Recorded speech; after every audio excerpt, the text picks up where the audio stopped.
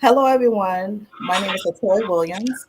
I am the president of the Beta Lambda chapter located in Baltimore, Maryland. We service the greater Maryland area.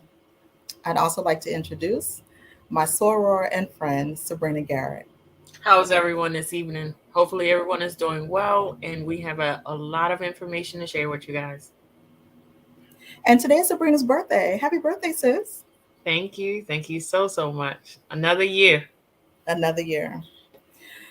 So many of you know that October is Breast Cancer Awareness Month, and our national philanthropy for Beta Phi Omega Sorority Incorporated is to celebrate women who are enduring and going through breast cancer. As part of our breast cancer awareness responsibility this year, we've decided, the Beta Lambda chapter that is, we've decided to celebrate survivorship. Survivorship can look different for many different people. And we've determined that the day that you are diagnosed, the day you receive the diagnosis, when you start going through treatment, you are a survivor. And today we're going to celebrate you. We have a few women that we're going to bring on this evening so that they can share their experience. They can talk to you about some of the things that they've endured, where they are in their treatment, and how they're moving forward through this journey. First, I'd like to introduce you to Latrice, Good Tarleithia, evening, everyone. Hello. and Carrie. Hi. Hi, ladies. How are you? Pretty Great. good. Awesome. Thank you again for deciding to join us this evening and to share your experience. Thank you for having me. Yes, thank you. Absolutely. Now, before we get started, I'm going to share a quick video just so that you can get a little bit of information about where we are, detection and treatment.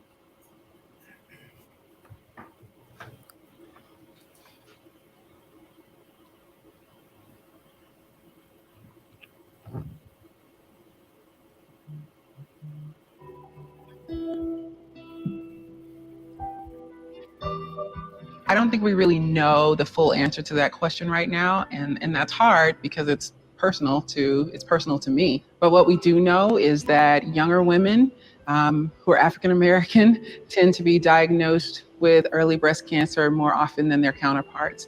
And so for that reason, we'd like for young African American women to, one, be aware of what your breasts normally look and feel like, and follow up with your doctor if you notice something not quite right. Then the second thing, go ahead and have those conversations with your family members to learn more about what your cancer history is and what your family's cancer history is.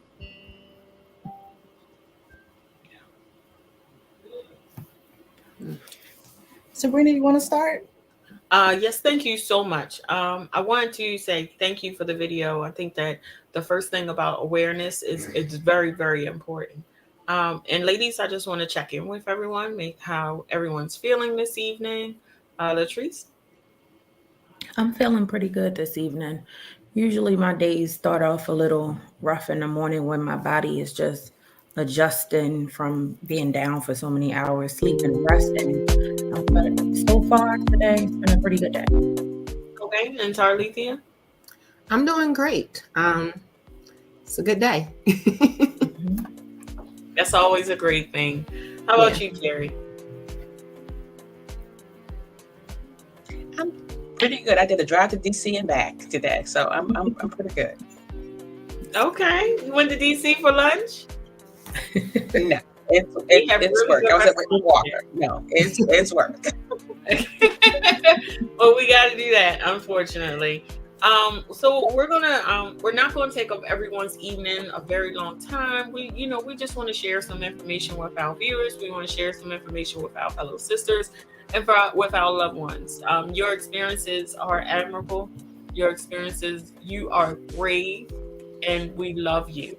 Um, so the first thing we want to start off with, and Latoya and I will piggyback on some questions. And you ladies, let us know how you feel, and if it's too much at any time, step away. We totally understand. Okay. The first thing is early detection. What did it look like for each of you? Was it something that presented differently in your body, in your breast, that made you say, "Hey, let me go to the doctors," or was it just your regular mammogram that showed something different? I'll start. For me, my detection came. I was just watching television with my son one night, and I tend to have my hand like on my breast while I'm watching television, and I just something just felt different. And I literally said to my son, I was like, "Feel right here." He was like, "Mom, I'm not touching you right there." I said, "Boy, I need you to feel right here." And when he did, he said, "Ma, it felt like a lump." I went to work the next day, and my supervisor, me and her are really close. I said to her, "I need you to feel right here. Something didn't feel right last night." She felt it. She said, "Yeah, you need to call your doctor." At that time, I wasn't even 40. So the thought of a mammogram wasn't even in my mind. I called my doctor's office. They was hesitant because they were like, "You're not 40, you can't get a mammogram." I'm like, "You have to do something." And I went, and that's how my journey began. Advocating for yourself. That's very important. Very, Absolutely. very important. What about Sorry. you, Talithia? I'm kind of in the same situation as Latrice. I was actually 36, and something felt off to me. I felt like I was being drained, and I didn't know why or what was going on because I'm normally full of energy. And so I remember a Sunday night just laying in the bed and doing a self-exam, and I felt a lump, um, right pretty much by my bra strap. And I called my doctor the next day, and I was like, "I think that something's wrong." And they were like, "Well, are you sure?" And I kind of went from there and went in, and immediately I went downstairs and got a mammogram. And that's how my journey began as well. So that video was really right on point, being African American, being young, not even to the point where you're at that stage of getting a mammogram yet. Yeah. You have those self exams are important, and knowing your breast is very important. What about you, Carrie? Well, it's a little different for me. My mom had breast cancer, and she passed at the age of 39 back in 1980, and that's when things were radical. And they didn't know a lot about, breast cancer.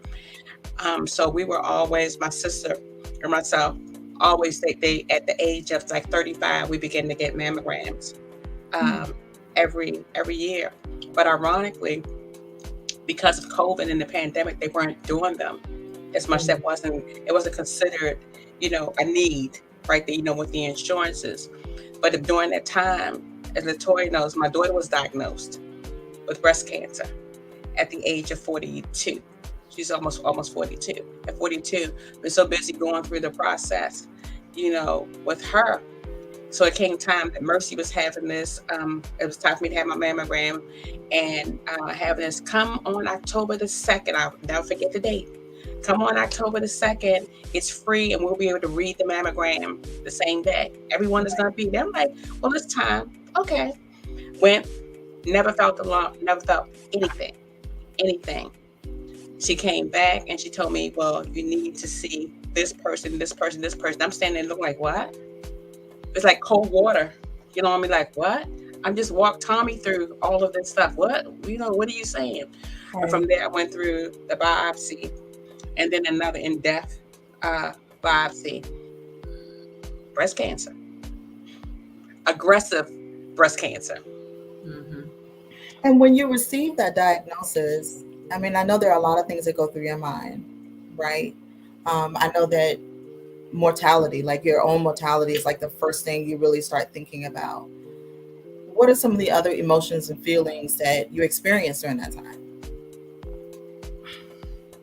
I would say anger. Once you get all the crying out and the scares out, you're angry. Yeah. And then fear, of course, always sets in because it's the unknown. It's the unknown of what's next or what's going to happen. And then for me personally, you have to become stronger because now you're in a fight for your life. Right.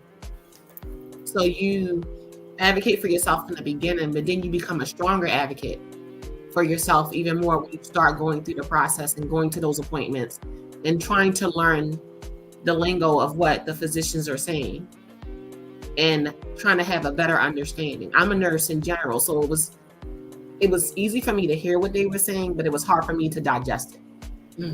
If that makes sense. Yeah, because it's talking about you as opposed to a patient. Exactly. Right? It's now personalized. It's definitely now Very personalized. Very. Yep. What about you, Latrice? I was stuck for a moment. Like Ty said, it's easy to receive it at that moment, but when you leave out of that office and you have time to sit in it, it's like, okay, now, like you said, I have to fight for my life. Like, to hear someone say, you have cancer, and to tell you how aggressive it is, and you literally have to like pause and be like, okay, what's next? Like, from the moment you receive the news, your journey begins, and you are a warrior, you are a survivor, and you have to fight from that initial moment. Mixed emotions, torn, stuck, hurt, confused. I went through all of it. Definitely appreciate. My son was in my head the whole time, like how am I going to do this with my son? Right. But I had a huge support system, and I got through. Yeah, I think all of that is so important, and how everyone digests their survivorship is important. We all have different journeys, and they look different ways, and our survivorship is important. Our bravery is important. How we show up for ourselves is important. And that leads into, the next question or inquiry, I should say, right? What does your day-to-day look like now? Like, how has it changed from what is your new normal? Let's put it that way. What is your new normal? I go. My new normal. My new normal is because I still can't. Because it's new. I'm just nine months into my journey, so I'm so sore. I'm so sore from the port. It's now figuring out which cami I'm gonna wear, support system, I'm gonna wear, making sure that it fits right under, under a top or under a dress, because I just had a revision in July, so I'm still sore from that.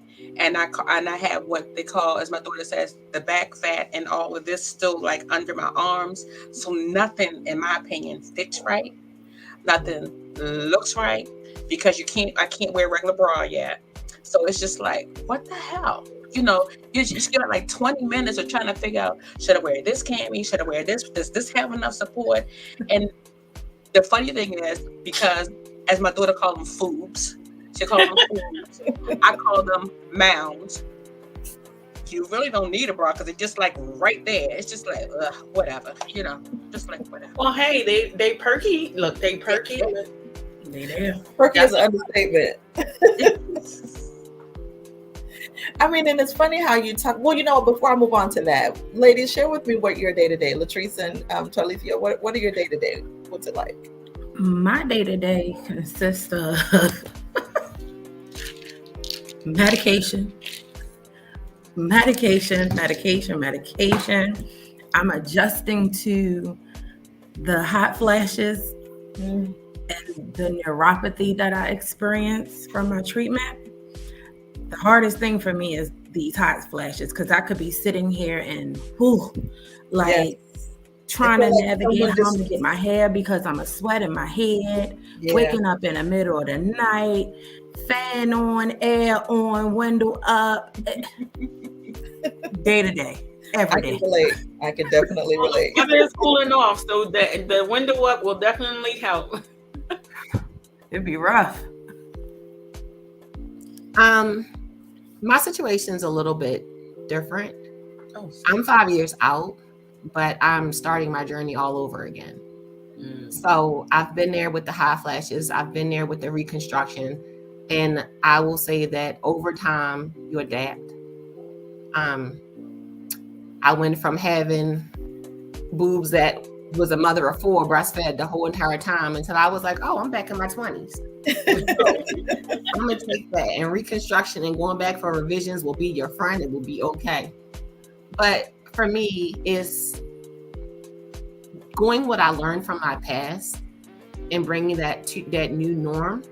So I'm back in treatment. I go to treatment once a week. I follow the same procedures I followed before with the neuropathy, with the hot flashes, and just knowing that there's still light at the end of the tunnel and you just move forward. So that's my day to day. Absolutely. So you shared some of the cosmetic pieces of it. Right. And I know, Kara, you shared with us previously your first experience when you saw yourself afterwards. Now, I know that there are some revisions and some other cosmetic things that happen afterwards. What is that process like? All right. Go ahead. You want me to go? For me, and I can just speak for me, it was hard because it's not as hard as the D flap and the first, and we go along with the D flap, and that's just another word. People say, "Oh, you're gonna love it because it's like a tummy tuck." I'll be damned. No, it's not. I mean, your stomach gets a little flatter, but you still have to deal with the reassignment of your navel, and you got pain. You got like a permanent knot that sits sometimes, there. And you got the pain from there. Then you got what they call the dog ears on the side from when you had the drains. Because you go home with 4. Well, I went home with 4 drains. You go home with 4 drains, and they're protruding out. So you got the dog ears, which when you go back for the revisions, they're trying to lipo it out. They don't get it all in the first revision. They don't get it all. They'll get it out. They try. Then they try to get some of the back fat and this stuff all up here. And as you can see what I'm saying, it's still there. It's still there. Insurance will pay for a 3rd revision to get it straight. But even with all those revisions, the scars, and we as people know we keloid. So we have the scar tissue as well. So they tell you, okay, massage and do this and do that. And because I was so angry initially with this, and looking at it just had me in tears.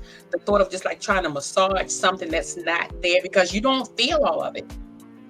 You got some feeling up here, maybe some feeling right here, and in some places you don't have any feeling at all. So you don't know if you massaging the daggone scar tissue or not. And if you didn't get nipple reconstruction, and I couldn't because I had invasive, and they said it would do no good. So you're going to get a 3D tattoo. So you got to deal with that. It's a lot. It's a lot. It's a lot. But I'm here. But it's a lot. I had a double mastectomy with deep flap as well. And everybody's journey is different. Depending on where you are health-wise, all those things, I think it matters as well. And I actually had 2 reconstructive surgeries. My first one was implants. And I absolutely hated those things. I thought they were just cold rocks. And then about 5 months later, I decided to do the deep. And I went to Mercy. I'm just going to give them a quick shout out. I Dr. Chang and Dr. Collins. They were awesome. But I felt, for me, because it was my own tissue, regardless if they didn't look like breasts, they felt like me. And they weren't cold. And they were warm to the touch. And it was my own body. So I felt like it was me reclaiming a little bit part of me, even though I lost a part of me. That's powerful. That's very powerful. Well, for me, I had to have a lumpectomy. I was fortunate enough not to have the double mastectomy, but I have considered it out of fear of it coming back. And Ty and I have had this conversation. Yes, don't make me cry.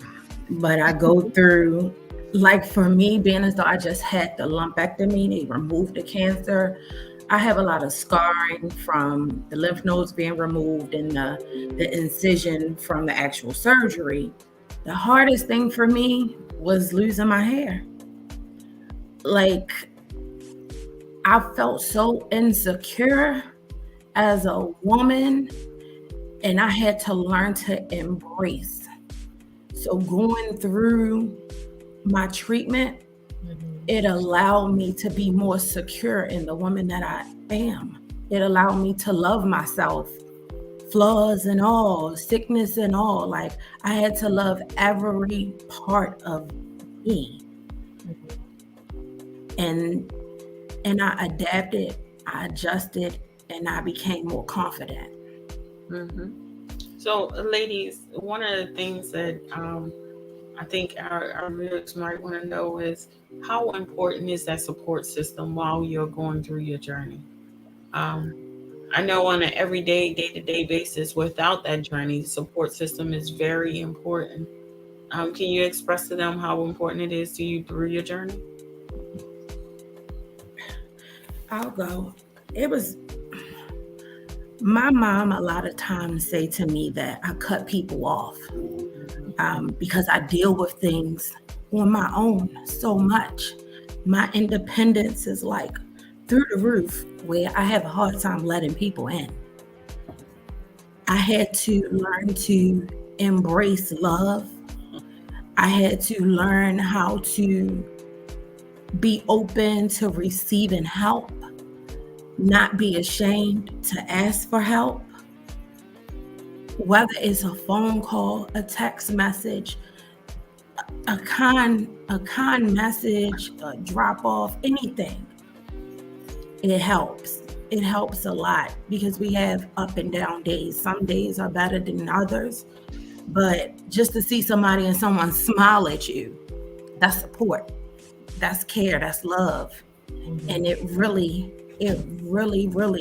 is important to connect and to show love and support by any means. It doesn't have to be financially at all. Like, you can just pop up, call. It matters. It matters a whole lot. It brightens your day to feel appreciated, to feel loved, to feel cared for throughout this journey. You need it. I would definitely second that. For me, the support that I receive and I'm still receiving has been overwhelming, encouraging, especially for my family, because it's not just you going through this journey. Right. It's your Right. kids going through this journey. It's your friends. It's a lot of people. Excuse me. No, take your time. It's okay. It's okay.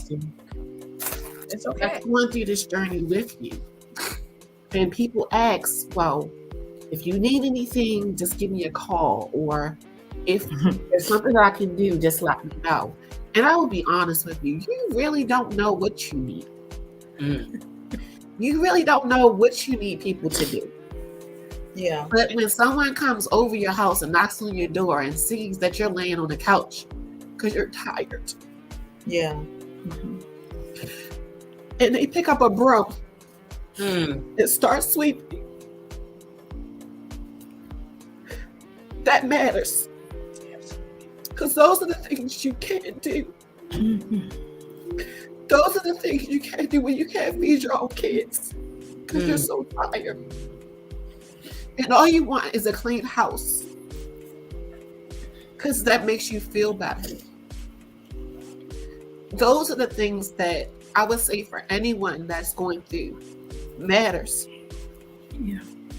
Because you forget on those day-to-day things that you used to be able to do that you can't do any longer because your body physically won't allow you to. That's what you need. Yeah. And it's hard to say, hey, you know what? I just need someone to, would you mind wiping my table often? Or read my child a story. Those are the things that's support. That's support. I think for me, I'm dittoing what both of you have said. My wife is a nurse, and I think the support system from the time of the diagnosis to going in, and I was treated at Mercy as well, and sitting with Dr. Beatty because Tanya's a wound care specialist. I forgot half of what Dr. Beatty was telling me, Mm. what the steps was. And Latoya, I'm an organizer. I got it. I'm the oldest, I'm the oldest. I do this. I was always in charge. So I know what I'm doing. I'm going ahead. I got it. I didn't have it. So when I got home and I was like reading through, I'm like, oh, they said, I don't know. She said, yes, they did. They said this. They said that. They did this. They did that. And having that support there when you can't wash yourself. You can't get in because you're only allowed to take the showers. You can't get in and get out because you're so cotton picking weak and going through. And me and my proud self, I can do it. I can do it. I'm in the bathroom and I go in and I close the door. I'm leaning up against the door, trying to get myself together. And said, no closed doors around here during this time. We're gonna run the water. We're gonna do this. You forget all about that pride. You put it on your feet and you walk on. You forget all about that pride and accept the help that you really, need. Don't want nothing to eat. I can't do this. Don't look at me. Don't do that. I learned a lot, and I became that much more stronger and more independent than I was before because of that. Because I accepted the help. Because I accepted that I needed. I didn't want it, but I needed it. From there. I will say that, like, as Black women, specifically as Black women, that's the only experience I can identify with. I think we come into this world with just the notion that we can do it all. We are often tasked to do it all. We move about the world. We save everyone. You know what I mean? Like, we are the caretakers. We're the problem solvers. We're the doctors. We're the therapists. We tend to move in a way that we can't handle and do everything. I admire the fact that you all became vulnerable enough to say, I need some help. I need some help. And it's still working on me, because I tend to move in that same way. I can do it. I'm solving everyone else's problems as opposed to my own. Yeah, I definitely agree. I saw someone's comment just popped up and said, well, it was our friend Margot. She said, support comes in so many ways. Yes. It's so many platforms to support. And like Ty said, somebody just come in a house and be like, oh, you don't do the dishes? I got it. It helps. Like, it really does help. And I'm still working on it because I still try to tackle everything. And like you said, Latoya, I try to fix everybody else's problems and be there for so many people that sometimes I sweep what I'm dealing with under the rug to put my strength into another person. Even though I'm going through my own, you may not always see it because I push myself to do so much. Because to help another person is helping me. Like, that makes me feel good to be able to help others. And it feels good to be helped or supported and all of that reciprocated. Thank you, ladies, for definitely exposing me to that, because I never thought about support in that sense. Having loved ones go through various different things, whether it be family, friends, or whatever, they're still my loved ones going through various different things. I never thought about the simplest of things of how to support someone. Thank you. My grandmother used to say the ministry of presence sometimes just, it saves the day. Not necessarily doing anything, but just being there to listen. Being there just to be a shoulder to cry on, to cuddle with. It's just to watch a movie with. Watch a movie, laugh with. That's a good one. Yeah. So ladies, what are you all doing for self-care? What are we doing to take care of ourselves and to love on ourselves? Yes. I got my first pedicure. All right. I was so darn happy to get this pedicure. And I tried, and because of the, you all know, because of the chemo and everything, my nails are so brittle now, and they haven't grown out from the purple, black, or whatever color this is right now. And my doctor was against me getting gel, and I like gel polish until they actually like grows out and they just like break. And I'm used to having nice nails, and I developed lymphedema, so I can't wear my rings, my wedding rings. We just celebrated 21 years, and Oh, congratulations. I finally got my chocolate and canary diamonds. You know, Happy anniversary. Happy we are right after anniversary. diagnosis. I'm like, I can't wear them because of the swelling. 'Cause I have to wear a sleeve now, Yeah. and the hand piece. But another like couple of months, you know, for that. So I got to change my anniversary to wear it around my neck. But the pedicure, the you know, the pedicure, and finally being able to go to the hairdresser to get my hair cut since I got some hair now. You know, because I ain't had a hair, so I didn't have to go. But just little things, you know, Yes. just little things. Just to make you feel good. That mean a lot throughout being able to go into a nail salon or just to be able to go and sit at a wash bowl. When I was able to go and sit at a wash bowl at a hair salon, I was so excited. I didn't know what to do with myself. So, me personally, I'm not going to be there.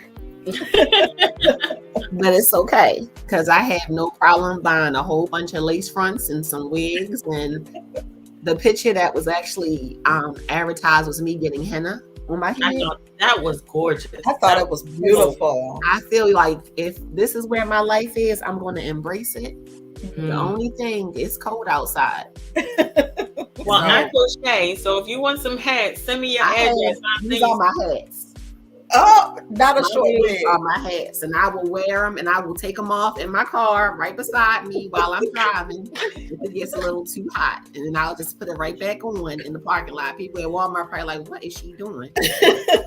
Are you scaring the children in Walmart snatching off your wig? Absolutely not. And I will come with all flavors. I'm not going to name them or anything like that, but these are my hats. And so, just like with the nails, I'll get overlay, acrylic overlay. They don't mess your nails up as much because I've been where you have been when it came to the brutalization of your nails. Mm-hmm. And massages.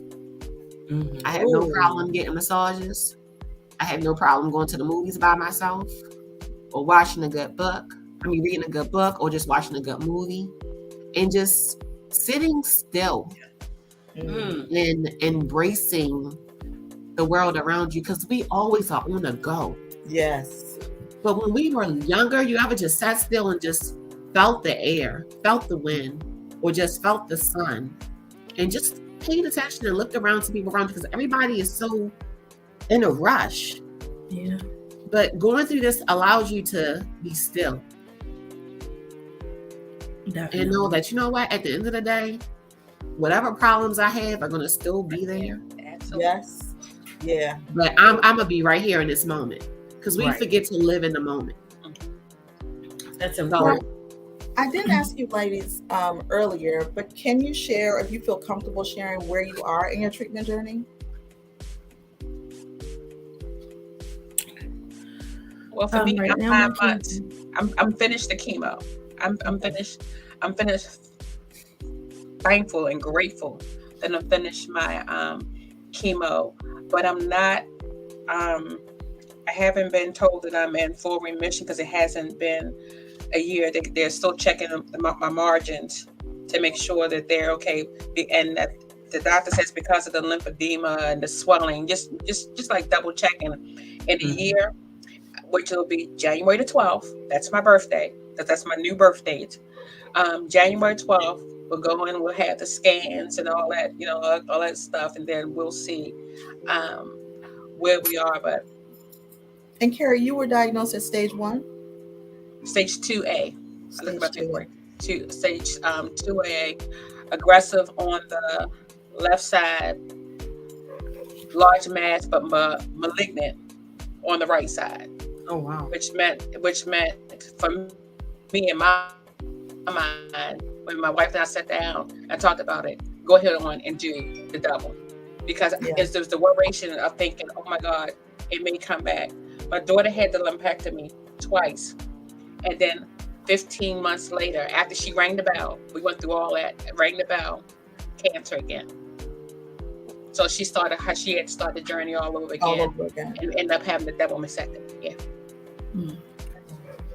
That's the scary part for me right there. Where are you? Right, what you just said, Miss Carrie. That's the scary part for me, being as though I've had the lumpectomy and just trying to save. I call them the girls. Just trying to save the girls is hard for me, because now I have to go and get scans every 6 months versus every year, and they're like under the radar. I just recently went and had my mammogram, ultrasound, and then they said you have to have a biopsy. It kind of took me back to when I was first diagnosed. It's like mammogram, ultrasound, biopsy, waited out for a couple of days, you have cancer. So that fear set in all over again. It's like I'm panicking. But right now I'm just going along with the flow and just praying the outcomes are good each time I go. But it's fearful every time I go, because I tend to be in my head a lot and think the worst. Being a 1-year cancer survivor, I was diagnosed January 29th, 2021. Right now, I get an injection in my stomach once every 3 months. I'm on a cancer medication called tamoxifen that I have to take daily for the next 5 years. So I'm just adapting. My appointments are more frequent now. But I have to be mindful of my health in all areas now, because of the history of cancer. It can affect so many different areas that you would never expect. Yeah. So it's just offer you this. hoping. You're being the warrior that you are, and I think that taking the journey that you've chosen to take, you're doing it your way. Because my daughter was in the mindset of saying, I'm just not going to go and have a double mastectomy, and I'm only at this age. You're just not just going to take my right and my body away from me. So when, God forbid, when it did happen, it was on her terms. You know what I mean? So when you go, it's on your terms, and whatever journey we do, I think as long as it's on our terms, then we can reconcile with ourselves that it's okay. You know, it's you're best and able to accept it because it's on your terms. Yes, ma'am. It's the one place that you have control. Yes. Yes, absolutely. So for me, my first diagnosis, I was May 2017. I was stage 2 aggressive cancer. You know, they go by grades. So it's 0 is the least aggressive. I was grade 3. That was the highest aggressive. Then in September of 2017, I was having pain. I went through double mastectomy, the whole process, did the injections because they wanted to, it was positive for estrogen, progesterone, positive hormonal cancer. And then I had an internal mammary gland lymph node that lit up. That's what they call local or regional. So I got that removed and I had radiation. First time ever having it. But then again, in May of this year, I was having pain. And I'm getting scanned every 6 months. This time it came back in my liver. So it metastasized. That put me in stage 4. And every stage is different, but when you hit stage 4, there are no more stages after that. According to them, that's it. It's in your organs.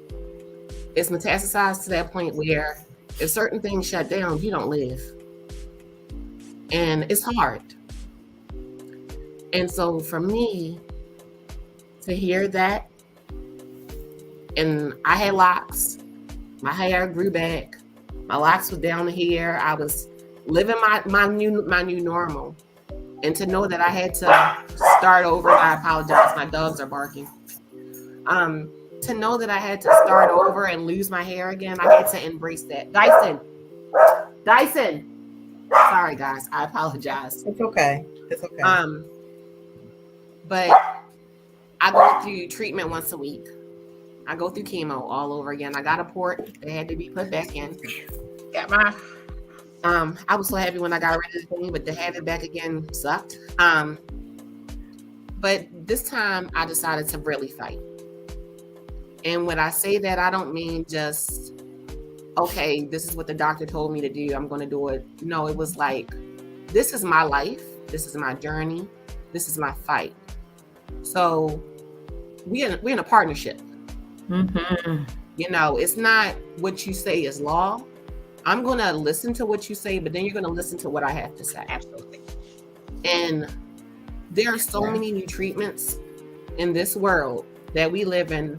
That's a lot more from 1980. That's a lot more from 2000, from 2020, where women who have metastasized breast cancer are living their lives the fullest. Mm-hmm. And personally, for me, a little bit about my journey, I had a lot of doctors that gave up. That said, well, you know, one doctor told me, oh, you have 18 months to live. You are not going to put a time frame on my life. That's it. And with that being said, I had 5 tumors in my liver. The biggest was 2.9 centimeters.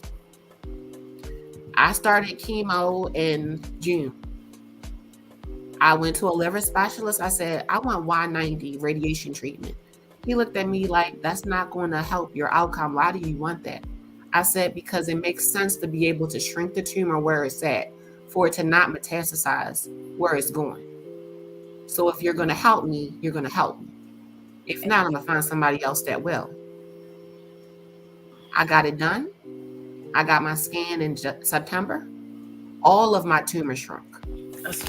Advocating for yourself. All of them shrunk. Yes. Even my oncologist said, whatever you are doing, keep doing it. That's right. He said, whatever you're finding out there, he said, because, and this is how I really believe healthcare works, because if someone didn't try something different, Yes. we would still be stuck in the same situation we would have been Absolutely. a long time ago. But Yes. because we're able to grow and learn, use me as a guinea pig. Because Research for is one very thing, important. I'm going to do my own research, and I'm going to find out what's out there. And I'm not going to just bow down to anything. Right. Not without a fight. Yeah. So I honestly can say I feel the best I felt in weeks without pain, Wow. because I'm doing what I feel like God led me to do. Absolutely. So I thank you guys for this platform. Absolutely. And you know, our workshop is drawing to a close. But not because we don't have lots of stuff to talk about, because there's so many more things I want to ask you. Yes. All of you. But the last thing that I will ask, that I want to leave with our viewers, is for someone who was sitting at the watching TV and felt the lump, or for someone who got the mammogram back that said that they need to get a biopsy, or the woman or the man actually who is about to start their chemo and radiation. What piece of wisdom, what little nugget of wisdom would you give them? Yes. I would say don't give up. If you notice something, don't neglect it. Act on it, and act fast, because you never know what stage it could be, or what level it could be, or how severe it is. If you notice something, go get checked. If your body is feeling off, get checked. Ask for help. Don't be ashamed to ask for help, and be receptive to receiving advice and receiving help. And do not, repeat, do not give up. Fight, and you will win. Carrie? I have this mantra that I have adapted. It says, when my intentions are clear, the universe cooperates with me and I can accomplish anything. I say that every day. I'm loved, no matter what. And this before I find the daggone cami that I'm gonna put on and figure out. And I look at myself, for real, so I can know that I love me. I love me, because at one point I didn't. I was discussing, but I can now get in there and say, I actually love me, and it's gonna be okay. Yeah. Because I'm in charge of this. It's gonna be okay. And I would tell them that you can't see it, but I promise you, it's gonna be okay. Tarlethea? Definitely all of the above. Also adding in there, take it moment by moment, and know that it's okay to be upset. It's okay to be happy. It's okay to cry. It's okay to be angry. Because all those are feelings and emotions that you need to know that you are who you are and that you are alive. And then once you do all of those things and you get all of that out the way, prepare to fight. Prepare to fight. Put on that armor. And like Latrice said, yes. And like Margot said, give yourself grace. Give yourself grace. That's big. And know that regardless, you're going to do it. You're going to do it for you, and you're going to do it for whoever else you need to. And don't be scared to ask questions. Oh, yes. Challenge everything and anything. Absolutely. Don't accept no. Do not be scared. Don't be scared. Because if they don't know the answer, then they need to find out. Yep. Yes. Absolutely. So, ladies, thank you so much for all the wisdom and the information and just sharing your journeys and your stories with us. We really appreciate you. And thank you for taking the time out to share that information with us. Your vulnerability has been immense, and your bravery, your armor is showing. Your armor is showing. Shine on, ladies, shine on. Latoya, you want to close us out?